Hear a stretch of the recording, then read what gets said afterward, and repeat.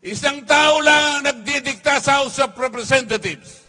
Napapirma niya ang mahigit na 200 na kasamahan ko sa House of Representatives. Paano nangyari yun? Sila lang ang nagdesisyon kasi mawawalan daw sila ng projects.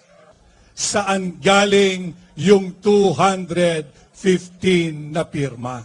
Sa AKAP, na ang ibig sabihin pala ng AKAP ay ang kakapal ng aming pitaka. Yan pala ang tingin ng mga tiwaling mangbabatas. Habang kayo'y binibigyan ng 2,000, 3,000, higit marami ang inuuwi nila. Ginagawa nilang mga kriminal ang mga Duterte. Magnanakaw daw. Ay ito naman po ang sa akin. Walang magnanakaw na Duterte. Ang laban ng mga Duterte ay laban nating lahat.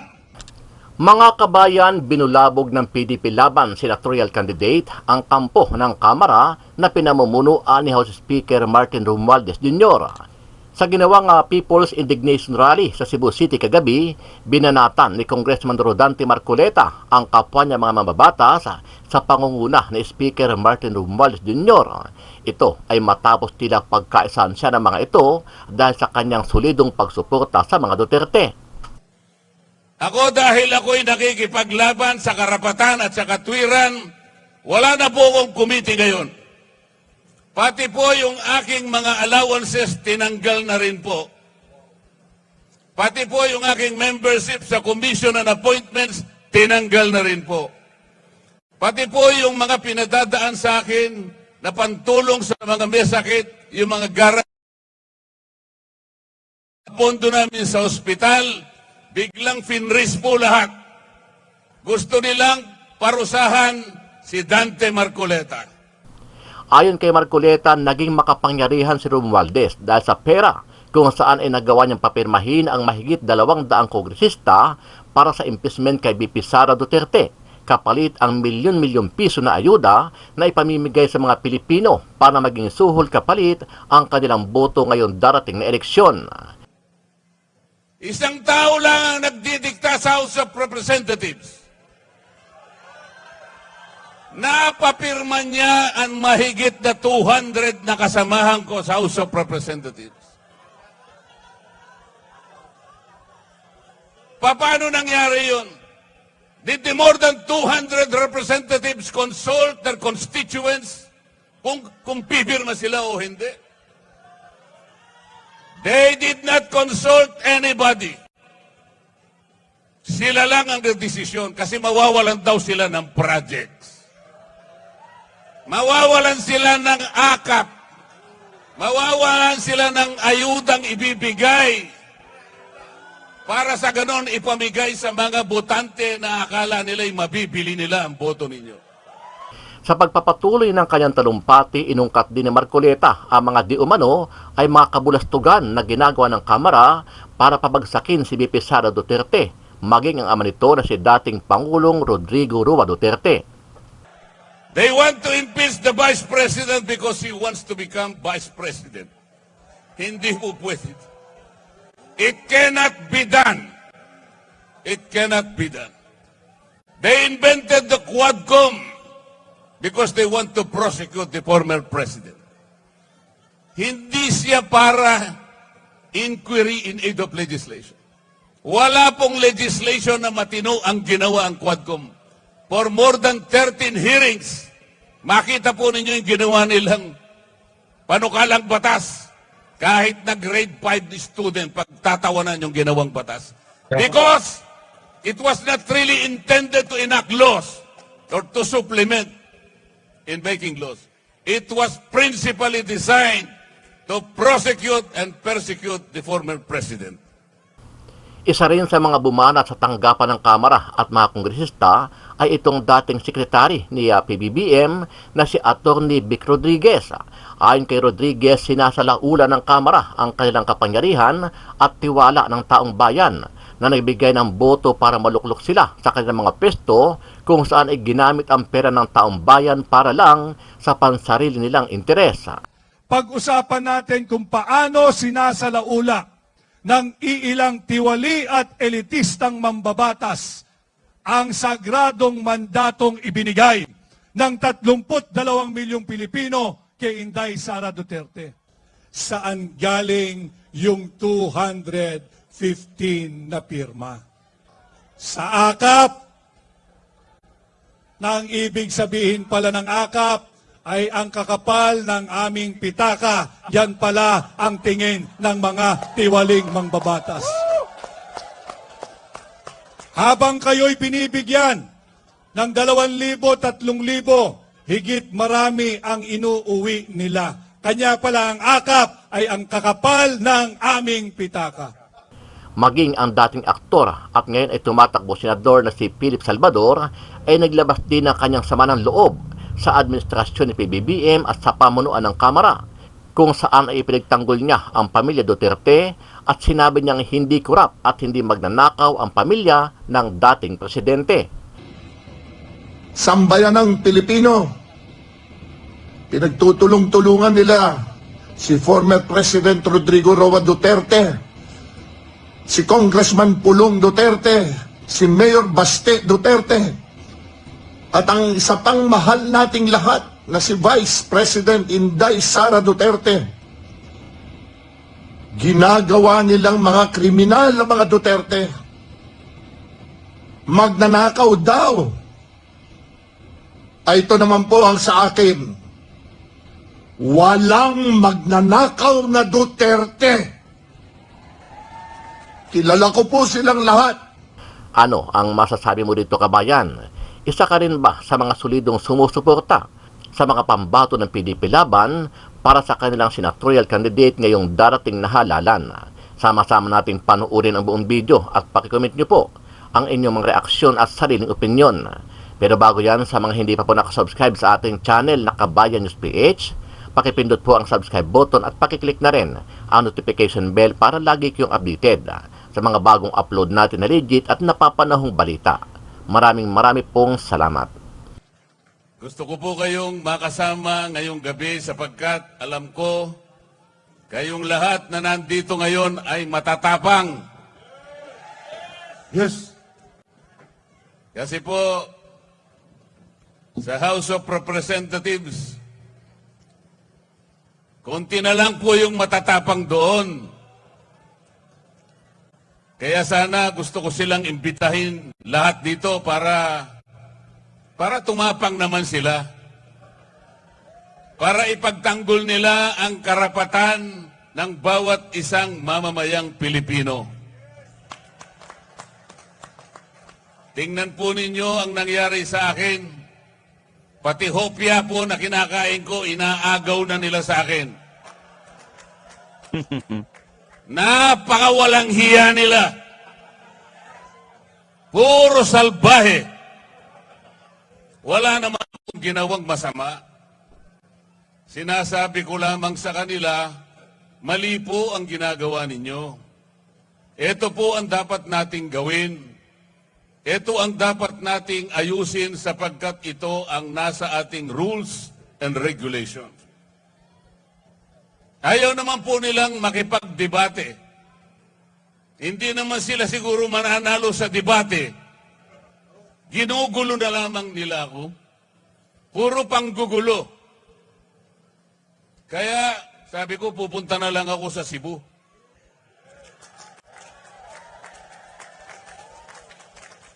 Mas gusto ko pang kausap ang mga tunay na tao na nandito ngayon. Sapagkat sila, alam nila ang problema ng ating bansa ngayon. Ang presyo po ng bilihin ngayon, lalong-lalo na po ang pagkain, masyado na pong mataas. Kawawa na po ang ating mga kababayan, lalo na po yung nasa panig ng mahihirap. Hindi po nakikita ngayon ang problema na yan. Kaya lalong lumubha ang kahirapan sa ating bansa dahil sa korupsyon. Yung batas ng kuryente nagawa 24 years ago, 2001. The underlying objective is to bring down the prices of electricity in this country. It did not happen after 24 years.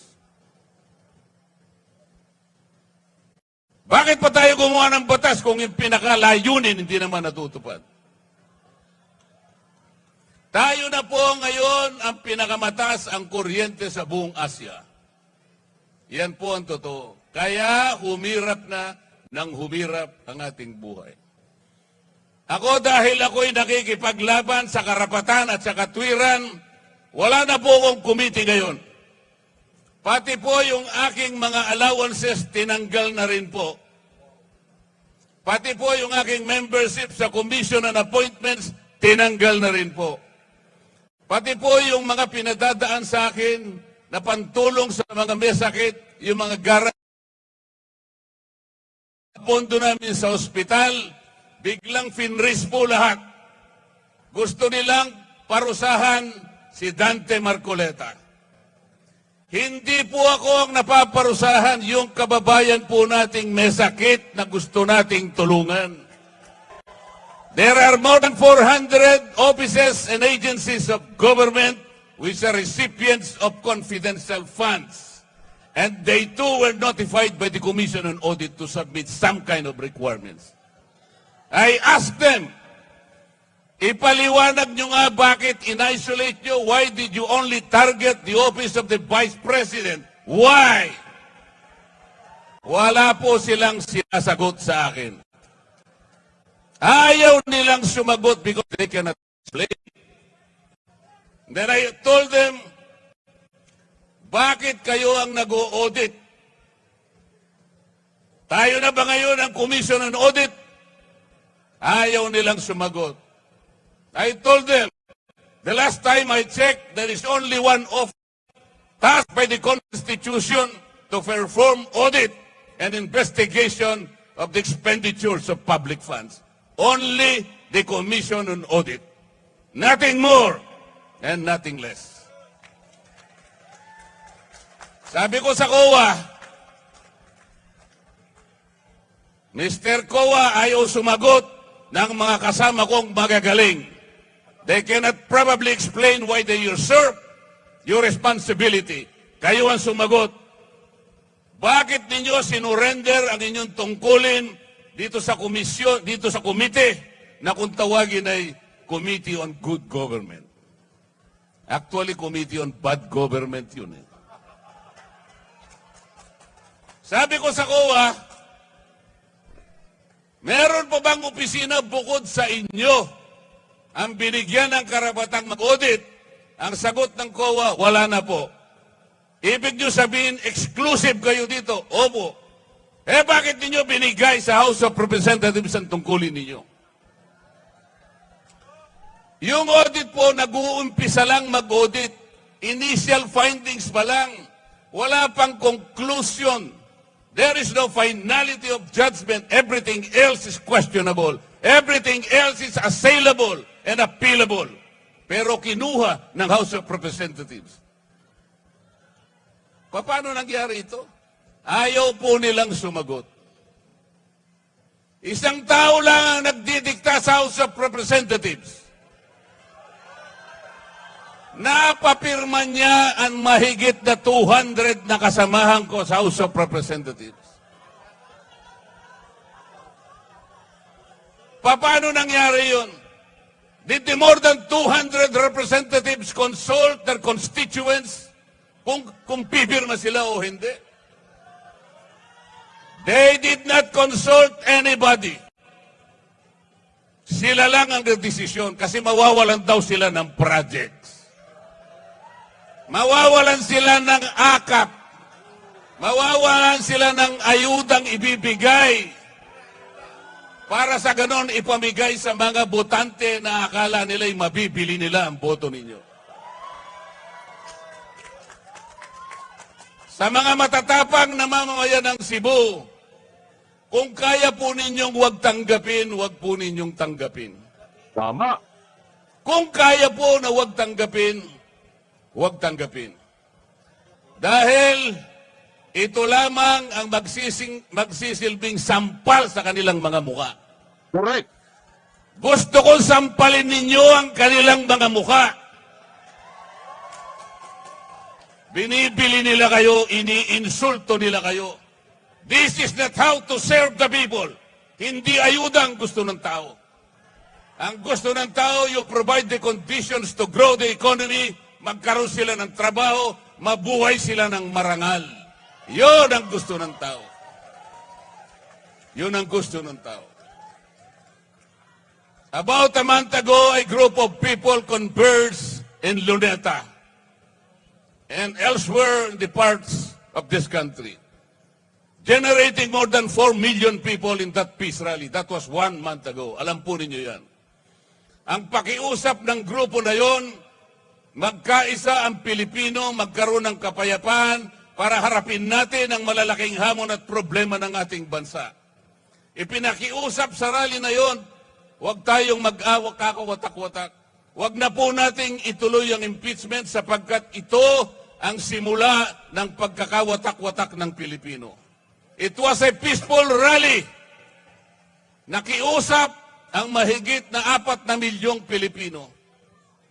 Ito lamang ang paraan para sumulong ang ating bansa. Hindi pinakinggan ang boses ng ganong kalaking bilang ng mga tao. Let us make a solemn vow. Tonight, let us make a covenant. Let us resist the temptation. Let us repel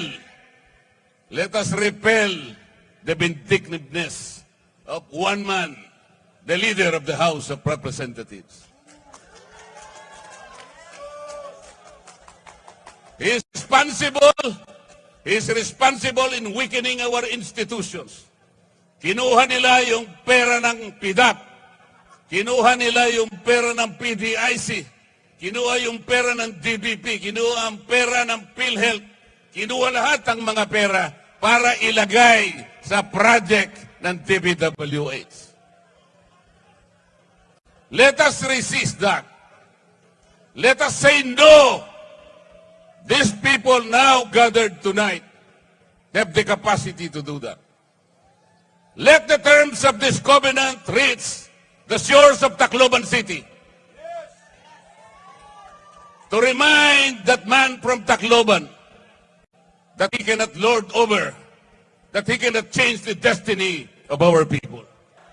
They want to impeach the Vice President because he wants to become Vice President. Hindi po pwede. It cannot be done. It cannot be done. They invented the Quadcom because they want to prosecute the former president. Hindi siya para inquiry in aid of legislation. Wala pong legislation na matino ang ginawa ang Quadcom.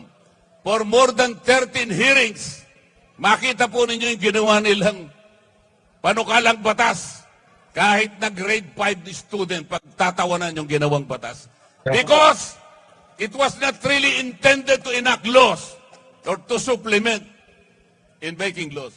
It was principally designed to prosecute and persecute the former president. Kapag wala pong tumayo, kaya po kami nandito ngayon. Sinabi na po nung tagapagsalita kanina, meron pong alternative. Meron pong 9 na senatorial balls ang PDP laban. Iboto nyo po silang lahat.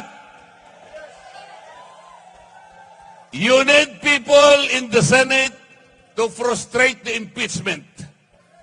Kapag ka po hindi kami nakarating doon, they will find the Vice President guilty. Ganon po ang mangyayari. It's a numbers game. Kaya po nakikiusap kami. Please send us to the next Congress. And we will fight for you. We will fight whatever it takes. Para sa inyo po. Kung walang magsasalita ngayon, our country will go to the dogs. Yun po ang mangyayari. Pasensya na po kayo kung medyo masakit po ang sinasabi ko. Pero Ang kakapal naman nila, hindi naman yata tinatablan yung mga mukha ng mga tao na yan.